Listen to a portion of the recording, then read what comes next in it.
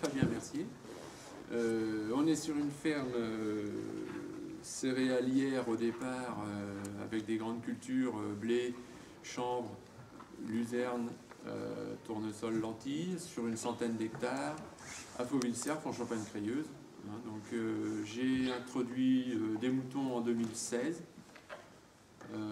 parce que suite à la conversion de la ferme en agriculture biologique,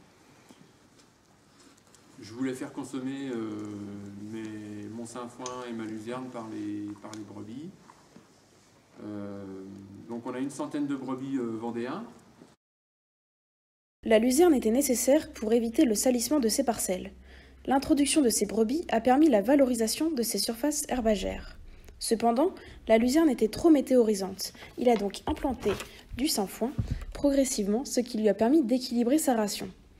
Il sème son sainfoin sous couvert de blé qui sera pâturé à partir de la 2e année dans un système de pâturage tournant. Afin de limiter le piétinement, la culture reste en place 2 ans. Alors dans notre système, on rentre les brebis au 15 décembre, en gros, ou là, on les a rentrées là, mais voilà, au début décembre, on rentre les brebis en bergerie, agnelage février sur février, et on ressort les brebis avec leurs agneaux, on va dire fin mars, début avril, ça dépend des conditions.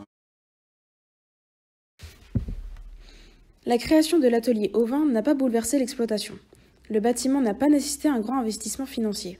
De plus, 25% du coût total des 50 000 € a été subventionné par la région. Il est également réutilisable en bâtiment de stockage et de matériel. L'entraide avec les autres exploitations voisines a été importante pour l'éleveur qui n'avait pas de formation en lien avec la production ovine. Cela a permis de pallier le manque d'aide administrative. Pour la rentabilité ovine, la majeure partie de la production est vendue sous forme de caissettes. Un projet supplémentaire tenait à cœur aux éleveurs, faire des produits issus de la laine afin de la valoriser. Cet atelier a vu le jour en janvier 2020. La laine est lavée dans une entreprise traditionnelle de Haute-Loire, sans produits chimiques pour le lavage et la conservation. Ce projet est aussi une initiative sociale car les chaussons sont faits par un atelier de réinsertion. Les éleveurs proposent une large gamme de produits comme des couettes, des tapis ou encore des trousses d'écoliers.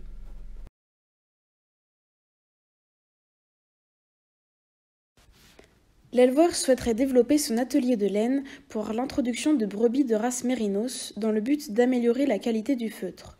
Il désirerait également ajouter à leurs produits le fil de laine. En ce qui concerne la viande d'agneau, ils aimeraient investir dans un atelier de découpe dans le but de réaliser eux-mêmes toutes les étapes de la production.